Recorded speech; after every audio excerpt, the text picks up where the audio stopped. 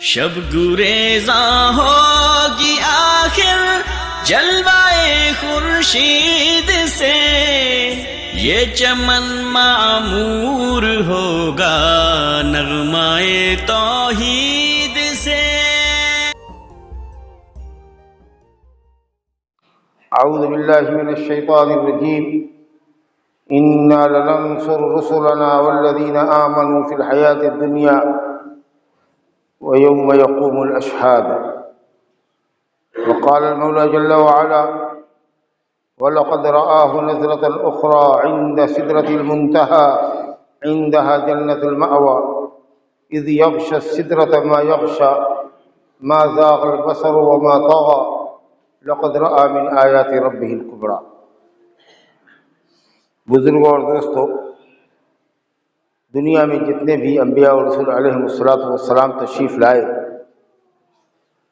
انہیں ان کی قوم سے سخت اذیتیں جھیلنا پڑی۔ انہی میں سے ہم سب کے رسول، آخری رسول، اللہ کے آخری نبی جناب محمد رسول اللہ صلی اللہ علیہ وسلم کو بھی اپنی قوم سے، اہل مکہ اور اطراف مکہ کے باشندوں سے سخت اذیتیں اٹھانی پڑی۔ انہی اذیتوں میں سے ایک وہ 3 سالہ کٹھور دور بھی ہے جو آپ نے اور آپ کے خاندان والوں نے شیب ابی طالب کے اندر، ابو طالب کی گھاٹی کے اندر گزارا تھا۔ جب مکہ والوں نے دیکھا کہ حمزہ بن عبد المطلب مسلمان ہو چکے ہیں، عمر بن خطاب رضی اللہ عنہ مسلمان ہو چکے ہیں، اور رفتہ رفتہ اسلام اپنی مقبولیت کا جال پھیلا رہا ہے، تو مکہ والوں کو فکر دامن گیر ہوئی، اور انہوں نے یہ سوچا کہ اگر محمد صلی اللہ علیہ وسلم کا قتل کر دیتے ہیں تو پوری مکہ کی وادی خون سے لالہزار ہو جائے گی۔ اس لیے ان سب نے ایک مشاورتی بیٹھک وادی محسب میں، جو منا اور مکے کے درمیان ہے، جس کو خیف بنی کنانہ بھی کہتے ہیں، وہاں انہوں نے ایک میٹنگ رکھی اور طے پایا کہ صاحب ان کا سوشل بائیکاٹ کیا جائے۔ چنانچہ نبی صلی اللہ علیہ وسلم کا خاندان جو بنو ہاشم تھا، اور ہاشم کے بھائی جو مطلب تھے، ان دونوں نے مکہ والوں کے اس محاصرے کا، اس مقاطعہ کا، اس سوشل بائیکاٹ کا مقابلہ کرنا چاہا۔ عبد مناف کے 4 بیٹے تھے، ہاشم، مطلب، عبد شمس اور نوفل۔ تو عبد شمس اور نوفل نے تو ساتھ نہیں دیا، لیکن بنو ہاشم جس کے خاندان سے آپ تھے، اور مطلب، ہاشم اور مطلب، یہ 2 بھائی اور ان کی اولاد جو تھی وہ جاہلیت میں بھی ساتھ رہی اور اسلام میں بھی ساتھ رہی۔ تو مکہ والوں نے کہا کہ یا تو آپ سب لوگ مل کر کے محمد کو ہمارے حوالے کر دیجیے، ہم اس کو قتل کر دیتے ہیں، کیونکہ یہ باپ دادا کے دین کے خلاف بغاوت کر رہا ہے۔ تو بھلا قوم کے لوگ، ان کے خاندان کے لوگ کیسے اپنے جگر گوشے کو، اپنے چہیتے کو حوالے کرتے؟ انہوں نے کہا نہیں، ایسا کبھی نہیں ہو سکتا۔ تو 3 سال کا کٹھور محاصرہ اور بائیکاٹ کیا گیا، سوشل بائیکاٹ مکے میں۔ سن 7 ہجری محرم کی چاند رات سے لے کر کے سن 10 نبوت، سن 7 نبوت محرم سے لے کر کے سن 10 نبوت، یا 3 سال مکمل۔ اور معاہدہ یہ ہوا مکے والوں کا کہ ان سے شادی بیاہ نہیں کرنا ہے، ان کے ساتھ نشست و برخاست نہیں کرنی ہے، ان کے ساتھ کچھ لین دین نہیں کرنا ہے، ان تک کوئی کھانے پینے کی اشیاء نہ جائے۔ اب آپ سوچ سکتے ہیں، پورا مکہ ایک طرف ہے اور یہ 2 قبیلہ ایک طرف ہے، جو مومن ہے وہ بھی، جو کافر ہے وہ بھی۔ بھوک سے بچوں کی اور عورتوں کی آوازیں وادی کے باہر سنائی جاتی تھی، شیب کے باہر، گھاٹی کے باہر سنائی جاتی تھی۔ اور درخت کی چھالیں اور کھجور چبانے پر مجبور ہو جاتے تھے۔ بہرحال اسی وادی محسب میں جہاں سے یہ ظالمانہ پلاننگ ہوئی تھی، کچھ لوگ اللہ کے نیک بندے بھلے بندے مدینہ سے آئے، کچھ مکے والوں کو ملایا، اور پھر اسی وادی میں 3 سال کے بعد یہ معاہدہ ہوا کہ اس ظالمانہ معاہدہ کے خلاف ہم لوگ بغاوت کریں اور آل بنو ہاشم اور بنو مطلب کو ہم لوگ ساتھ ملا لیں۔ اور قصہ کو یہ کہ الحمدللہ وہ محاصرہ ختم ہوا۔ ادھر محاصرہ ختم ہوا تھا، اس کے کچھ مہینوں کے بعد آپ کے چچا ابو طالب، جو مشرک ہو کر کے بھی صرف رشتہ داری کی بنیاد پر اپنے چچیتے بھتیجے کے سامنے سینہ سپر رہتے تھے اور مشرکین کے ظلم و ستم کو روکتے تھے، نبی کا دفاع کیا کرتے تھے، ان کا انتقال ہو گیا۔ ان کے بعض روایت کے مطابق 2 مہینے کے بعد اور بعض روایت کے مطابق 3 دن کے بعد آپ کی رفیقہ حیات مونس و غمخوار خدیجہ الکبریٰ رضی اللہ عنہا کا بھی انتقال ہو گیا۔ اب یہ جو 2 آپ کے مونس و غمخوار تھے، ان کا انتقال ہو گیا، اور ادھر مکے والوں کی سختیاں بڑھتی جا رہی تھی، ستم بالائے ستم ہو رہے تھے۔ تو آپ صلی اللہ علیہ وسلم نے دعوت دین کو پھیلانے کی غرض سے اپنے آزاد کردہ غلام زید بن حارثہ کو لیا اور طائف چلے گئے۔ 80-90 کلومیٹر کی دوری آپ نے پیدل طے کی اور وہاں کے رؤسا پر اسلام پیش کیا تاکہ وہ لوگ ہمارا ساتھ دیں، مکے والوں کے خلاف ہمارا ساتھ دیں اور ہم کو ایک نئی جگہ مل جائے۔ گویا آپ نے دعوت تبلیغ کے لیے ایک نئے دروازے کو کھولنا چاہا، لیکن طائف کے لوگ اور بھی کٹھور نکلے۔ نہ صرف یہ کہ انہوں نے آپ کا استہزاء کیا، مذاق اڑایا اور یہ کہا کہ مکے میں اور طائف میں کوئی دوسرا آدمی اللہ کو نہ ملا تھا نبی بنانے کے لیے کہ تم جیسے یتیم کو، غریب کو، جس کے پاس کوئی شان شوکت نہیں ہے، مال و دولت نہیں ہے، جس کا کوئی اسٹیٹس نہیں ہے معاشرے میں، اس کو اللہ تعالیٰ نبی بنا دے گا۔ اس 2 بستی میں کوئی بڑا آدمی نہیں ملا اللہ تعالیٰ کو۔ اس طریقہ سے مذاق اڑایا اور اپنے نوجوانوں کو، اوباشوں کو آپ کے پیچھے لگایا کہ ان کو کھدیڑو، ان کو مارو۔ اتنا چوٹل کیا کہ تلوے میں خون جم گئے آپ کے، اور آپ کے اوصال خطا کر گئے۔ بہرحال وہاں سے آپ نکلے انتہائی رنجیدگی کے عالم میں، اور آپ کو ہوش آیا طائف اور مکے کے درمیان ایک وادی ہے، اس کو کہا جاتا تھا قرن ثعالب، بھیڑیے وہاں زیادہ رہا کرتے تھے، اسی کو قرن منازل بھی کہتے ہیں، اسی کو آج کل کی اصطلاح میں سیل کہتے ہیں۔ جو نجد سے آنے والے، ریاض اور قصیم وغیرہ سے آنے والے اور طائف کے راستے جو لوگ حج اور عمرہ کے لیے آتے ہیں، وہ اسی قرن منازل میں احرام باندھتے ہیں۔ وہاں آپ کا ہوش واپس آیا۔ حضرت جبریل امین علیہ السلام نے سلام کیا اور کہا کہ یہ دیکھیے اللہ رب العالمین نے آپ کی مدد کے واسطے فرشتوں پر معمور، پہاڑوں پر معمور فرشتے کو بھیجا ہے، آپ ان کو جو چاہیے حکم دیجیے۔ پہاڑ پر جو معمور ہے فرشتہ اللہ کا، اس نے آپ کو سلام کیا اور کہا کہ اگر آپ کا حکم ہو تو ہم مکہ کے 2 پہاڑوں کے درمیان جو آبادی ہے مکے کی، اس کو چکنا چور کر دیں، پیس دیں۔ نہ یہ ظالم آپ پر ظلم کرتے اور نہ ہی آپ وہاں جاتے طائف اور وہاں سے رنجیدگی کی حالت میں، انتہائی غم و الم کی حالت میں آپ لوٹتے۔ مگر قربان جائیے رحمت للعالمین صلی اللہ علیہ وسلم پر، آپ نے کہا نہیں، لعل اللہ یخرج من اصلابہم من یعبد اللہ وحدہ لا یشرک بہ شیئا۔ ہو سکتا ہے کہ آگے چل کر اللہ تعالیٰ ان کی نسلوں میں ایسے لوگوں کو پیدا کرے جو صرف ایک اللہ واحد کی بندگی کریں اور شرک سے بچنے والے، ایسا نہ کیا جائے۔ پھر آپ وہاں سے آئے، مطعم بن عدی کی پناہ میں آپ رہے۔ کیا رنجیدگی کا عالم رہا ہوگا، ہر طرف اندھیرا ہی اندھیرا نظر آ رہا تھا، غم و الم کے پہاڑ آپ پر ٹوٹ رہے تھے۔ ایسے وقت میں اللہ رب العالمین نے آپ کو آسمانی سفر کرایا، زمینی اور آسمانی سفر کرایا اور آپ کی تکریم فرمائی۔ آپ کو تسلی دینے کے لیے، اپنی قدرت کی عظیم نشانیاں دکھلانے کے لیے اور آگے کی بشارت دینے کے لیے کہ آپ کا غلبہ ہوگا، اور مکے سے سفر کروایا، زمینی سفر بیت المقدس سے شام تک، یہ تمام وادیاں اور تمام شہر آپ کی دعوت کے نور سے انشاءاللہ منور ہو جائیں گے۔ آپ دل برداشت نہ ہوئیے، دل چھوٹا نہ کیجیے۔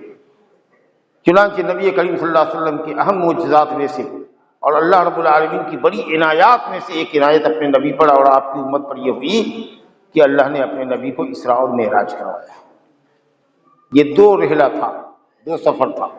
زمینی سفر جو رات میں ہوتا ہے اس کو اسراء کہتے ہیں، رات میں چلنے کو اسراء کہتے ہیں، جو مسجد حرام سے شروع ہو کر کے بیت المقدس پر ختم ہوتا ہے، یہ زمینی سفر ہوا، اس کو اسراء کہتے ہیں، جس نام سے اللہ نے ایک سورت قرآن میں اتاری ہے، سورہ اسراء، جس کو سورہ بنی اسرائیل بھی کہتے ہیں۔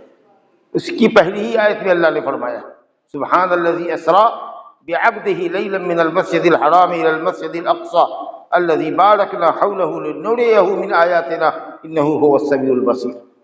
بڑا عظمت و جلال والا، بڑی قدرت والا اور ہر عیب و نقص سے پاک ہے وہ ذات جو اپنے بندے کو یعنی محمد صلی اللہ علیہ وسلم کو راتوں رات مسجد حرام سے مسجد اقصی لے گئے۔ 40 دن کا جو سفر تھا وہ چند منٹوں میں انجام پذیر ہوا، تصور سے بھی بالاتر تیزی تھی، اور اس کی تفصیل حدیث کے اندر آئی ہے کہ نبی صلی اللہ علیہ وسلم اپنی چچیری بہن ام ہانی بنت ابی طالب، وہی ابو طالب جو سینہ سفر رہے زندگی بھر، ان کی بیٹی تھی ام ہانی، اس کے گھر پر آپ آرام کر رہے تھے۔ حمزہ بن عبد المطلب بھی وہیں تھے۔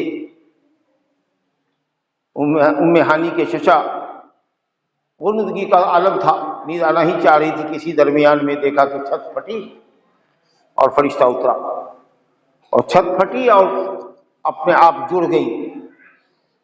پھر آپ کو اٹھا کر کے لایا گیا کعبۃ اللہ میں، اور وہاں آپ کے سینے مبارک کو چاک کیا گیا، اور سونے کا تخت لایا گیا، بڑا سا برتن جو ایمان و حکمت سے لبریز تھا، اس کے اندر آپ کے تمام آرگنز کو، اندر کے تمام اعضاء کو، دل کلیجی گردہ وغیرہ سب کو نکال کر کے دھویا گیا، اور ایمان و حکمت سے بھر دیا گیا، بشری آلائشوں کو نکال دیا گیا۔ اس کے بعد پھر آپ کے سینے کو بند کر دیا گیا کہ کہیں کوئی نشان نہیں، اللہ ہو۔ اور پھر آپ کے پاس براق نامی ایک جانور لایا گیا، براق، جو گدھے سے تھوڑا بڑا اور خچر سے چھوٹا تھا، اور حدیث میں آتا ہے کہ وہ اپنا کھر وہاں رکھتا تھا جہاں تک اس کی نگاہ جاتی تھی، ایک کھر اس کا وہاں جاتا تھا جہاں اس کی نگاہ جاتی تھی۔ اگر بیچ میں کچھ نہیں ہے، میدان ہی میدان ہے، تو اگر 100 کلومیٹر اگر اس کی نظر جا رہی ہے مثال کے طور پر، تو ایک کھر اس کا 100 کلومیٹر میں پڑا۔ اب آپ سمجھ سکتے ہیں کہ دیکھتے ہی دیکھتے، پلک جھپکتے ہی جھپکتے آپ مکے سے مدینہ شام بیت المقدس پہنچ گئے۔ وہاں براق کو آپ نے باندھا، انبیاء کی امامت فرمائی، تمام انبیاء کی روحوں کو اللہ نے جسم کی شکل دے دی، یا ہو سکتا ہے کہ ان کی قبروں سے ان کے جسموں کو اٹھایا ہو، اس میں روح ڈال دی ہو، اللہ بہتر جانے، لیکن آپ نے امامت فرمائی۔ پھر آپ کے سامنے پیالہ لایا گیا دودھ کا اور شراب کا، آپ نے دودھ کا پیالہ اختیار کیا، تو حضرت جبریل جو آپ کے ساتھ تھے ان کا کہ آپ نے فطرت کو اختیار کیا، اگر آپ شراب کو پیتے تو آپ کی امت گمراہ ہو جاتی۔ پھر آپ کے سامنے سیڑھی لائی گئی، اور اس سیڑھی پر بیٹھے، اور وہ سیڑھی سیدھے آسمان اول پر پہنچی۔ لاکھوں کروڑوں میل کا سفر ہے یہ جی۔ ابھی چندریان پر لوگ پہنچے ہیں تو مہینوں مہینہ لگتا ہے، ابھی تو آسمان اول، پہلا آسمان ابھی بہت دور ہے، وہاں تک شاید دنیا نہ پہنچے۔ اور اس طریقے سے چشم زدر میں پلک جھپکتے ہوئے آپ پہلے آسمان پر تھے۔ جبریل امین نے دروازہ کھٹکھٹایا، آسمان کے دربان نے، پہلے دربان نے پوچھا کون؟ نہیں معلوم ہے، فرشتے بھی نہیں جانتے غیب کی باتیں۔ کہا جبریل۔ کہا آپ کے ساتھ کون ہے؟ لگتا ہے ایک آدمی اور ہے، بات چیت کر رہے تھے۔ کہا محمد صلی اللہ علیہ وسلم۔ کہا کیا ان کو بلایا گیا ہے؟ کہا ہاں بلایا گیا، جبھی تو آیا ہے۔ پھر دروازہ کھولا گیا، مرحبا کی صدائیں بلند ہو گئی، اور اس طریقے سے گویا آپ 7 آسمان تک پہنچے، 7 آسمان کے اوپر۔ سدرۃ المنتہا ایک بیر کا پیڑ ہے جس کی جڑ اہل علم نے کہا کہ 6 آسمان پر ہے اور پھنگی اس کی 7ویں آسمان پر ہے۔ اللہ، اور اس کو منتہا اس لیے کہتے ہیں کہ فرشتے وہیں تک رکتے ہیں، اس کے اوپر کسی کو جانے کی اجازت نہیں، اللہ کے احکام کو وہیں سے لیتے ہیں وہ۔ اس کے بعد بھی رب العالمین نے آپ کو قریب کیا، اتنا قریب کیا کہ لوح محفوظ میں قلم چلنے کی جو آواز تھی، جو تقدیریں لکھی جاتی ہیں، جو فیصلے اللہ کے لکھے جاتے ہیں، وہ آپ کو سنائی پڑ رہے تھے۔ اور حجاب کے پیچھے سے، حجاب نور، نور کے حجاب کے پیچھے سے اللہ نے رب العالمین نے اپنے نبی سے کلام فرمایا۔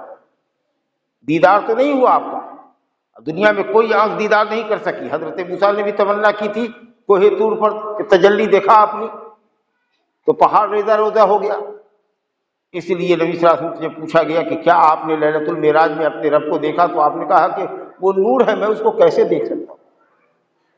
ان آنکھوں سے، دنیا کی ان آنکھوں سے رب العالمین کا دیدار نہیں ہو سکتا۔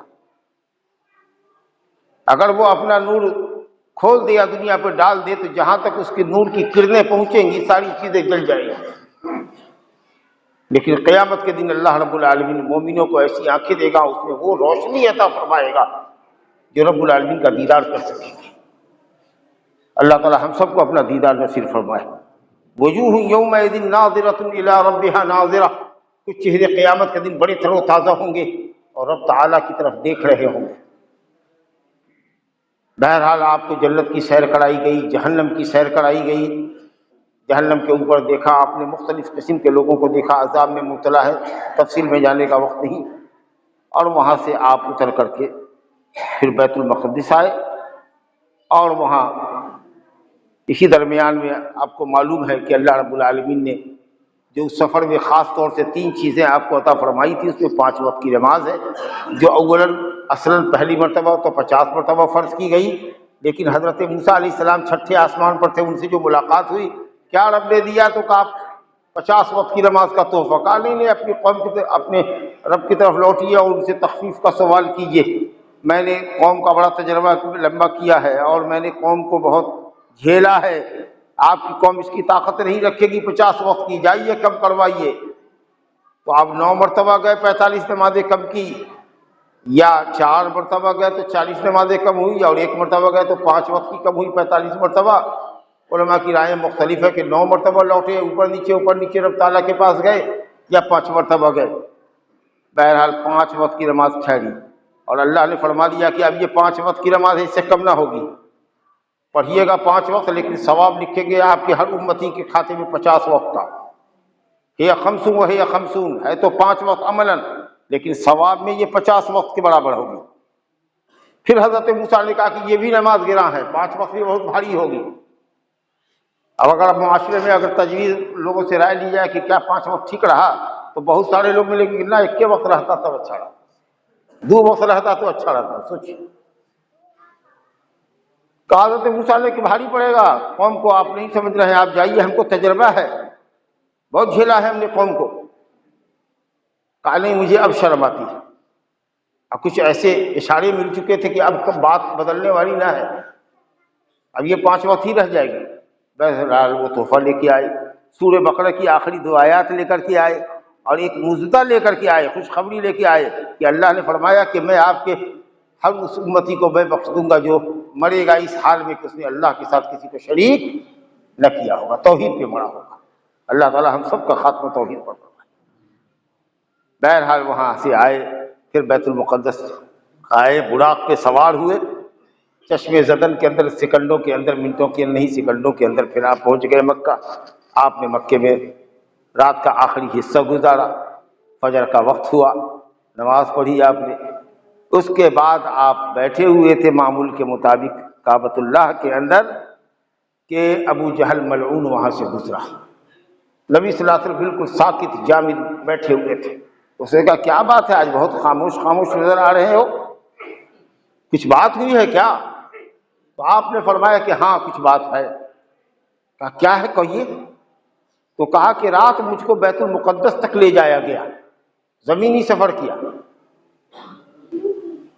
کہا یہ لو، اور کچھ سننا باقی رہ گیا، اسے سنو۔ بیت المقدس جا کے رات میں گئے، عشاء کے بعد اب فجر سے پہلے آ گئے. جو سفر لوگ 40 دن میں کرتے ہیں وہ آپ نے رات میں کر لیا, رات کے ایک حصے میں. کہا ہاں بالکل. تو کہا کہ میں قوم کے لوگوں کو بلاتا ہوں, کیا یہ بات جو آپ نے ہم سے کہی ہے لوگوں کے سامنے کہہ پائیے گا؟ تو سچ کو آنچ کیا؟ کہا بالکل کہیں گے. وہ چاہتا تھا کہ ساری قوم کے سامنے ان کا جھوٹ آج ظاہر ہو جائے گا, ان کی جگ ہسائی ہو جائے گی, ان کی نبوت کا پول کھل جائے گا. سارے لوگ آئے تو کہا کہ ان سے سنو, بتاؤ کیا ہم سے بتایا تھا وہ کہو. کہا رات مجھے اسرا کرایا گیا, بیت المقدس لے جایا گیا مکہ سے, کعبۃ اللہ سے. اب لوگ ٹٹکاری مارنے لگے, سیٹی بجانے لگے, تالیاں بجانے لگے, بھپتیاں کسنے لگے, منچلے سے اور اپنے اپنے طرح کا مذاق کرنے لگے. اسی درمیان میں کسی نے حضرت ابوبکر صدیق رضی اللہ عنہ سے بھی جا کے کہا کہ سنا ہے تمہارے ساتھی کیا کہہ رہے ہیں؟ کہا کیا کہہ رہے ہیں؟ کہا یہی ایسا کہہ رہے ہیں. کہا اگر وہ کہہ رہے ہیں تو بالکل صحیح کہہ رہے ہیں, سچ کہہ رہے ہیں. وہ اللہ جو پلک جھپکتے ہوئے آسمان کے ساتوں آسمان کی بلندی سے حضرت جبریل کو پلک جھپکتے ہوئے اپنے نبی کے پاس بھیج سکتا ہے قرآن کی آیات لے کر, وحی الہی لے کر, وہ اللہ رب العالمین کیوں نہیں اپنے نبی کو زمینی اور آسمانی سفر کرا سکتا؟ اس میں استحالہ کیا ہے؟ کون چیز محال کیا ہے؟ اللہ کی قدرت کے سامنے کیا محال ہے؟ یہ تو وہی ذات کرے گی جو تمام تر قدرتوں کی اکیلی مالک ہے, عزت کی مالک ہے, جلال جس کے پاس ہے, عظمت ہے, قدرت ہے, جو ہر عیب اور نقص سے پاک ہے. یہ واقعہ کوئی معمولی نہیں تھا, ادبھت واقعہ ہے. اس لیے اللہ نے کہا سبحان الذی, ہر عیب سے پاک, ہر بزرگی سے متصف, اور تمام تر قدرت کا مالک اللہ ہے. اسی سے یہ ایسا ہو سکا, ورنہ اور یہ بات تو سمبھو ہی نہیں تھی, ممکن ہی نہیں تھی. یہ تو خود اللہ نے پہلے ہی بتا دیا. تو اب اس کے بعد نبی صلی اللہ علیہ وسلم کہتے کہ میں تو بہت سخت الجھن میں پڑا. اچھا لوگوں نے یہ کہا کہ اچھا آپ بیت المقدس گئے ہیں؟ کہا ہاں بالکل. تو کہا کہ اچھا بتائیے تو بیت المقدس میں کتنے پائے ہیں, کتنی کھڑکیاں ہیں, کتنی شہتیریں ہیں, کتنے دروازے ہیں؟ اب یہ سوال آپ سمجھ سکتے ہیں کہ کیسا عاجز کرنے والا سوال ہے. ہم اور آپ کسی بھی جگہ جاتے ہیں, کسی بھی مسجد میں جاتے ہیں, مسجد میں گئے, دیکھا, نماز پڑھا, چلے آئے, ایک نظر طائرانہ ڈالتے ہیں. آج تک ہم نے نہیں گنا کہ دروازے کتنے ہیں, اس میں کھڑکیاں کتنی ہیں, کتنے پائے ہیں, کتنی شہتیریں ہیں, کتنی بیم بنی ہوئی ہے, ہم نے نہیں دیکھا. لیکن اگر ہم کہیں کہ ہم فلاں گاؤں کی مسجد میں جمعہ پڑھا کر کے آ رہے ہیں, تو لوگ اگر پوچھیں کہ اچھا بتائیے کھڑکی کتنی ہے وہاں, کیواڑ کتنے ہیں وہاں, تو ہم ظاہر ہے کہ نہیں بتا سکیں گے. تو اس کو اگر دلیل بنا لے کہ آپ جھوٹے ہیں, آپ نہیں گئے, اگر گئے ہوتے تو یہ سب بتاتے. تو آپ سمجھ سکتے ہیں کہ یہ کتنا بڑا ٹیسٹ تھا. نبی صلی اللہ علیہ وسلم کہتے کہ میں تو بڑے کرب میں مبتلا ہو گیا, بہت پریشانی میں مبتلا ہوا, کیا ان کے سوالوں کا میں کیسے جواب دوں. لیکن فوراً ہی رب العالمین نے اپنے بندے کی پریشانی کو دور کیا. سیدھا پورا بیت المقدس اٹھا کے آپ کے سامنے لا. اب وہ پوچھ رہے ہیں سوال اور آپ گن کر کے بتا رہے ہیں, جو پوچھ رہے ہیں ایکوریٹ جواب آپ دے رہے ہیں. تو وہ سارا کا سارا جب صحیح جواب دے دیا تو اس کے بعد بھی منہ لٹکا کے اپنے جیسا واپس گئے. ہونا تو یہ چاہیے تھا کہ آپ کلمہ پڑھ لیتے, کیونکہ ٹیسٹ میں تو ایک دم ایکسیلنٹ ہو گئے, وہ پاس ہو نہیں ہو گئے, فرسٹ ڈویژن ہو گئے. سارے سوالات آپ کے بتا دیے, چھوٹی سے چھوٹی چیز آپ نے پوچھی وہ بھی بتا دیا. لیکن کچھ لوگ مسلمان ہوئے, کچھ لوگ جو کمزور تھے ایمان میں, وہ پھر بھی گئے, مرتد بھی ہو گئے. یہ کچھ لوگوں کے لیے فتنہ بن گیا. وما جعلنا الرؤيا التي اريناك الا فتنة للناس, وہ چیز جو آپ نے دیکھی وہاں, وما جعلنا الرؤيا التي اريناك الا فتنة للناس, وہ جو آپ سے آنکھ نے دیکھا زمینی آسمانی سفر میں جو کچھ عجائب قدرت دیکھا, اس کو اللہ کہتا ہے کہ ہم نے انہیں کچھ لوگوں کے لیے فتنہ بنا دیا, آزمائش کا ذریعہ بنے گا. اب اس کے بعد جو آپ لوٹے تو رب العالمین کی تکریم اور فرشتوں کی تعظیم اور انبیاء سابقین جو مختلف آسمانوں کے اوپر تھے, ان کا وارم ویلکم جو آپ کو ملا, گرم جوشی سے انہوں نے استقبال کیا, آپ کو خوش آمدید کہا, اور آپ نے انبیاء کی امامت فرمائی. ان چیزوں کی وجہ سے آپ کا سینہ بڑا مضبوط ہو گیا تھا دعوت دین کے لیے، اور ایک نئی ارجا آپ کے اندر آ گئی دعوت دین کے لیے۔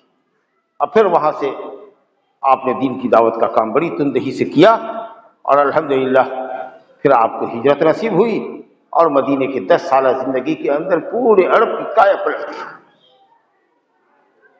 اور جو صحابہ کی جماعت آپ نے تیار کی تھی جیالوں کی، انہوں نے دین اور دعوت کا کام ساری دنیا میں پھیلایا، اور صدی گزرنے سے پہلے ایک صدی ہوتے ہوتے پوری دنیا میں تقریباً اسلام پھیل گیا۔ اللہ، ایسا سارے انقلاب پیدا ہوا۔ تو ابتدا میں دعوت دین کا کام کرنے والے حضرات انبیاء کرام کو اور ان کے مشن کو آگے بڑھانے والے دعات دین کو، داعیان دین کو پریشانیوں سے گزرنا پڑتا ہی ہے، لیکن انجام بہرحال فائنل فیصلہ انہی کے حق میں ہوتا ہے۔ اللہ کہتا ہے اِنَّا لَنَنصُرُ رُسُلَنَا وَالَّذِينَ آمَنُوا فِي الْحَيَاةِ الدُّنْيَا، ہم ضرور اپنے رسولوں کی مدد کرتے ہیں اور ایمان لانے والوں کی مدد کرتے ہیں اس دنیا کی زندگی۔ وَيَوْمَ يَقُومُ الْأَشْهَادُ، اور جس دن گواہیاں قائم ہوں گی، یعنی قیامت کے دن، اس دن بھی ایمان والوں ہی کا دن ہوگا۔ کافروں کے لیے دن تو بڑا سخت ہوگا، ایمان والوں کے لیے بڑا آرام دن ہوگا۔ قیامت کے 50,000 سال کا دن بہت چھوٹا ہوگا، ایسے جیسے عصر سے مغرب کا وقت جو ہمارا گزرتا ہے یاد دنیا میں، اتنا ہی آسان دن ہوگا ایمان والوں کے، جبکہ قیامت کے دن وہ بڑا سخت دن ہوگا، 50,000 سال کا لمبا دن ہوگا۔ اللہ اکبر۔ تو اللہ نے مدد کی ہے۔ کچھ لوگ کہتے ہیں کہ حضرت زکریا اور یحییٰ کو کیوں چھیڑ دیا گیا آڑے سے، کیوں ہجرت کرنے پر مجبور کیا گیا؟ ارے بابا، مطلب یہ ہے کہ عمومی طور پر اللہ تعالیٰ یہ فرماتا ہے کہ ہم اپنے رسولوں کی ضرور مدد کرتے ہیں۔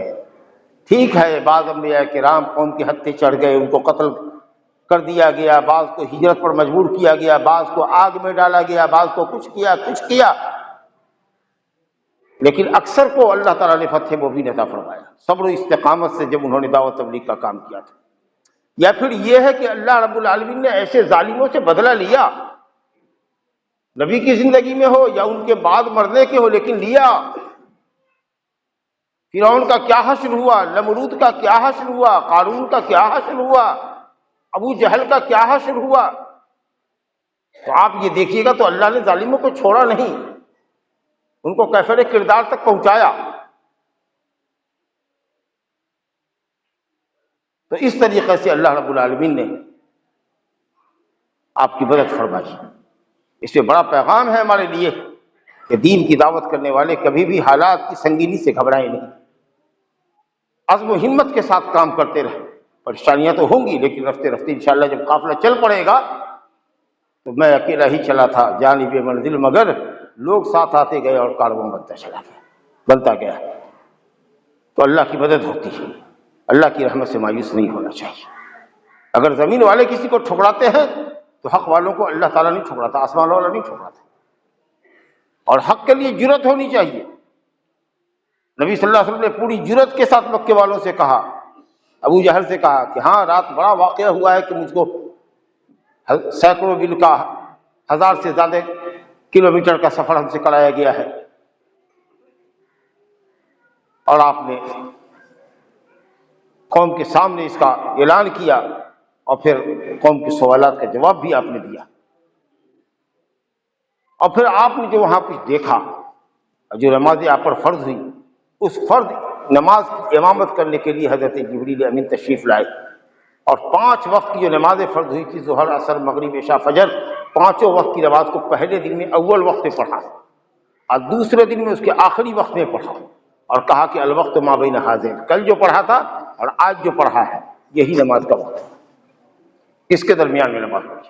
تو حضرت جبریل امین علیہ الصلوۃ والسلام نے نبی صلی اللہ علیہ وسلم کی امامت فرمائی۔ مکی زندگی میں صرف مغرب کو چھوڑ کر کے ساری نمازیں 2 رکعت تھی، مغرب 3 کی 3 تھی شروع سے ہی۔ جب آپ مدنی زندگی میں آئے تو ظہر، عصر اور عشاء کو 4 کر دیا گیا، فجر میں لمبی قرت کی وجہ سے فجر کو 2 کا 2 رکھا گیا، اور مغرب کو وتر النہار، دین کا وتر ہے وہ، اس لیے اس کو 3 کا 3 رکھا گیا۔ اور آپ نے کہا کہ اب جو کوئی مسافر ہو، سفر کرے، تو وہ مکی دور کے اندر یا اضافہ ہونے سے پہلے کی جو نماز تھی 4 رکعت والی نماز 2 رکعت، اور مغرب 3 کی 3 اور فجر 2 کی 2، اس کے اوپر وہ نماز پڑھ سکتا ہے مسافر، یعنی 4 رکعت والی نماز کو 2 رکعت کر کے پڑھ سکتا ہے۔ یہ اللہ تعالیٰ کی طرف سے رخصت ہے، تو مسافر کے لیے وہ نماز ہے قصر جس کو کہتے ہیں۔ لیکن عام حالات میں اگر آپ مسافر نہیں ہیں، مقیم ہیں، تو صحت مند ہو کے بیمار ہو، اٹھ کے نماز پڑھیں کہ بیٹھ کے پڑھیں کہ بستر پر پڑھیں، ظہر 4، عصر 4 اور عشاء 4 پڑھنی پڑے گی، مغرب 3 اور فجر 3۔ اور اسی سے یہ بھی معلوم ہوا کہ نماز کی اہمیت بہت بڑی ہے دین کے اندر۔ تمام فرائض اسلام زمین کے اوپر فرشتے جبریل امین کے ذریعے اللہ نے فرض کی، لیکن اتنے مکرم نبی کو اللہ تعالیٰ نے جو تکریم اور عزت کا سفر کروایا آسمان میں، اور اپنے قریب بلایا اور گفتگو کی، اور جنہوں نے انوار الہی کی تجلیات سدرۃ المنتہا پر دیکھا، اللہ اکبر، وَلَقَدْ رَآهُ نَظْرَةً أُخْرَىٰ، اللہ نے کہا کہ حضرت جبریل کو انہوں نے دوسری مرتبہ دیکھا تھا سدرۃ المنتہا پر۔ کس نے؟ نبی صلی اللہ علیہ وسلم نے، کیونکہ نبی صلی اللہ علیہ وسلم کا ہی ذکر آ رہا ہے۔ ایک مرتبہ دنیا میں دیکھا تھا کہ جب انہوں نے پر پھیلایا، حضرت جبریل نے جب پر پھیلایا تو مشرق سے مغرب تک کا آسمان ڈھک گیا۔ 600 پر ہیں حضرت جبریل کا، اللہ، سوچئے کتنا ذو مرۃ فاستویٰ، کتنا گٹھیلا اور کتنا مضبوط فرشتہ ہے۔ پوری دنیا کو چاہے اللہ کی قدرت سے تو اپنے پنجوں کے اندر لے کر کے مروڑ دے، اس کی مخلوق کی یہ قوت ہے تو اللہ رب العالمین کی قدرت کا کیا کہنا۔ اور دوسری مرتبہ حضرت جبریل کو ان کی اصلی شکل میں آپ نے دیکھا سدرۃ المنتہا پر، جو 6 یا 7ویں آسمان پر پیڑ، جس سے ٹیک لگا کر کے حضرت ابراہیم خلیل اللہ علیہ السلام بیٹھے ہوئے تھے۔ اب وہ پھر بیت معمور ہے 7ویں آسمان پر، جو وہاں کا آسمان کا کعبہ کہہ لیجیے، قبلہ کہہ لیجیے، جس کا طواف ہوتا ہے جیسے دنیا میں کعبہ کا طواف کرتے ہیں، اور فرشتوں کی تعداد کا اندازہ نہیں کر سکتے آپ کا۔ 70,000 فرشتے روزانہ بیت المعمور میں طواف کرتے ہیں، روزانہ، اور جو ایک مرتبہ کرتا ہے قیامت تک اس کی باری دوبارہ نہیں آئی۔ کتنی بڑی تعداد ہے فرشتوں کی، کہاں بھاگ کے جائیے گا، کہاں چھپیے گا قیامت کے دن، اتنا سخت پہرا ہوگا۔ وَجَاءَ رَبُّكَ وَالْمَلَكُ صَفًّا صَفًّا، صف بستہ ہو کر کے تمہارا رب اور فرشتے آئیں گے۔ وَجِيءَ يَوْمَئِذٍ بِجَهَنَّمَ، اور جہنم لائی جائے گی۔ اللہ تعالیٰ فیصلہ کرنے کے لیے زمین پر اترے گا۔ تو یہ 5 وقت کی نماز کا تحفہ اللہ نے آسمان پہ دیا ہے نبی صلی اللہ علیہ وسلم، اور شکر منائیے کہ 50 وقت سے 5 وقت ہوا ہے، اور ثواب 50 وقت کا مل رہا ہے۔ اسی عبادتوں کے اندر بڑا اونچا مقام ہے نماز کا، اس سے غفلت کبھی مت کیجیے۔ جہاں جس حال میں رہیے نماز پڑھ لیجیے، قضا مت کیجیے، بلا عذر کے جمع مت کیجیے 2 نمازوں کو۔ اللہ سے سب سے قریب کرنے والی چیز یہی ہے آپ کے لیے، آپ کے دکھ درد کا مداوع یہی ہے، آپ کی تکلیفوں کا ازالہ بھی انشاءاللہ اسی سے ہوگا۔ یا ایھا الذین آمنوا استعینوا بالصبر والصلاۃ، تکلیفوں پر صبر کیجیے اور نماز پر قائم رہیے، اللہ کی مدد آئے گی۔ بڑی اہم چیز ہے، خود بھی پڑھیے، اپنے بال بچوں کو بھی پڑھوائیے، پر سختی کیجیے بیوی وغیرہ پر جو آپ کے ماتحت ہے، ایک دوسرے کو کہیے۔ یہ غفلت بہت مجرمانہ غفلت، اللہ کے عذاب کو دعوت دیتی۔ اور یہ جو 2 آخری آیات ہے، آمن الرسول بما انزل الیہ سے لے کر آخر تک، فانصرنا علی القوم الکافرین، اس کو بھی پڑھا کیجیے، خاص طریقے سے رات میں سونے کے وقت پڑھیے، بہت اچھا وظیفہ ہے۔ حدیث میں آتا ہے کہ جس گھر میں 3 مرتبہ 3 دن اگر اس کو بلند آواز سے پڑھ لیا جائے، شیطان بھاگ جاتا ہے اس وقت۔ اس کو پڑھیے، بڑی بشارت ہے کہ اللہ نے دین بڑا آپ کو آسان کیا، آپ کے لیے آسان کیا۔ ربنا لا تؤاخذنا ان نسینا او اخطانا، اگر بھول چوک سے غلطی سے اللہ ہم سے کوئی غلطی ہو جائے، گناہ ہو جائے، تو اس پر ہمارا مواخذہ نہ کیجیے، اور ہمارے دین میں وہ سختی نہ ڈالیے جو سختی اگلے انبیاء کے دین میں رہی ہے۔ تو مسلم شریف میں ہے کہ جیسے جیسے نبی صلی اللہ علیہ وسلم اس کو پڑھتے جا رہے ہیں، اللہ نے کہا قد فعلت قد فعلت قد فعلت، میں نے مانا میں نے مانا میں نے مانا میں نے مانا، جو کہا اس دعا کے اندر سب میں نے مانا۔ اور کسی بھی حال میں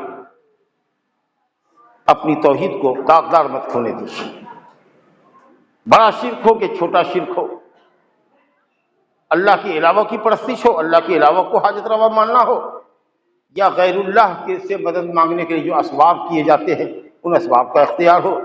بہت سی چیزیں ہیں، چھوٹی چھوٹی چیزیں ہیں، باپ دادا کی قسم کھانے کو شرک کہا گیا ہے، سمجھا کہ تعویذ لٹکانے کو شرک کہا گیا ہے، کڑا کوئی پہنتا ہے، کچھ کالا دھاگا پہنتا ہے، جی اسی طریقے سے کوئی کہتا ہے بلی نے راستہ کاٹ دیا تو خطرہ ہو جائے گا، سمجھا کہ نہیں۔ یہ سب جو عقل کے اندھوں کا عقیدہ ہے، مشرکین کا عقیدہ ہے، سانپ بچھو کی پرستش کرنے والوں کا عقیدہ ہے، وہ مسلمانوں کے اندر آ گیا ہے۔ تو شرک اکبر اور شرک اصغر سے پرہیز کیجیے، شرک اکبر اور اصغر سے پرہیز کیجیے اور توحید کے تقاضوں کو پورا کیجیے۔ کلمہ توحید لا الہ الا اللہ، کلمہ رسالت محمد رسول اللہ کی گواہی دیجیے، اور خاص کر کے جو فرائض اسلام ہے، نماز، روزہ، حج، زکوٰۃ، اس پر جو فرض ہے اس کو بجا لائیے، حرام کاموں سے پرہیز کیجیے، جھوٹ مت بولیے، چغلی غیبت مت کیجیے، یتیموں اور غریبوں کا، فقیروں کا مال مت کھائیے۔ نبی صلی اللہ علیہ وسلم نے دیکھا کہ بڑے بڑے پتھروں کے مانند انگارے لوگ کھا رہے ہیں جہنم میں، پوچھا جبریل یہ کون ہے؟ کہا کہ یہ وہ لوگ ہیں جو یتیموں کا مال کھایا کرتے۔ بدکاری سے بچیے، بدکاری سے بچیے، زناکاری سے بچیے۔ آپ نے فرمایا کچھ لوگوں کو دیکھا ہم نے کہ جو کچے بدبودار گوشت کھا رہے ہیں اور پاکیزہ پکا ہوا گوشت ان کے سامنے رکھا ہوا ہے۔ پوچھا ہمیں یا جبریل یہ کون ہے؟ کہا یہ وہ لوگ ہیں جو اپنی پاکیزہ بیویوں کو چھوڑ کر غیر عورتوں کے پاس جاتے تھے، یہ وہ عورتیں ہیں جو اپنے مرد کو چکما دے کر کے دوسرے مرد کے پاس جایا کرتے تھے، نعوذ باللہ۔ کسی کو دیکھا کہ بڑے پتھر سے اس کا سر مسلسل کچلا جا رہا ہے، کہا کہ یا جبریل یہ کون ہے؟ کہا یہ وہ ہے جن کا سر بوجھل ہوتا تھا نماز سے، اٹھتے تو ہی نہیں تھے نماز کے لیے۔ جاڑے میں جاڑے کا عذر ہے، گرمی میں چھوٹی رات کا عذر ہے، لیکن قیامت کے عذاب کو اگر یاد کیجیے گا تو سارا عذر ختم ہو جائے گا۔ خوف اگر دہشت رہتی ہے آدمی کو کہ رات میں ریل پڑنے والی ہے آپ پر، تو کئی رات تک آپ کی نیند ختم ہو جاتی ہے، حرام ہو جاتی ہے۔ لیکن جہنم کی یہ ہولناکی کی وجہ سے آپ کی نیند نہیں اٹھتی ہے، نیند نہیں کھلتی ہے، سر بوجھل رہتا ہے نماز کے لیے، جی نہیں کرتا ہے۔ اذان ہوتی ہے تو گلی سے نکل جاتے ہو، چوک چوراہا چھوڑ دیتے ہو، مسجد کی سیڑھیوں پر بات کرتے رہتے ہو، جب اذان ہوتی ہے تو مسجد میں آنے کے بجائے گھر چلے جاتے ہو۔ اس عذاب کے لیے تیار رہو۔ اللہ رب العالمین ہم سب کو اپنے دین متین پر قائم رکھے، حق اور ہدایت کی راہ پہ قائم رکھے۔ اللہ تعالی ہماری سستیوں کو، کاہلیوں کو ہم سے دور فرمائے اور ایمان پر ہی ہم سب کا خاتمہ فرمائے، اور اللہ تعالیٰ قیامت کی صبح تک اللہ رب العالمین اسلام کو اور اسلام پر جینے اور مرنے والوں کو، کتاب و سنت کی دعوت دینے والوں کو اللہ قائم رکھے، ان کی مدد فرماتا رہے، اور کفر و باطل کے زور کو اللہ تعالیٰ توڑے۔ انہ تعالیٰ سمیع مجیب۔ اقول قولی ھذا واستغفر اللہ لی ولکم ولسائر المسلمین من کل ذنب فاستغفروہ انہ ھو الغفور الرحیم۔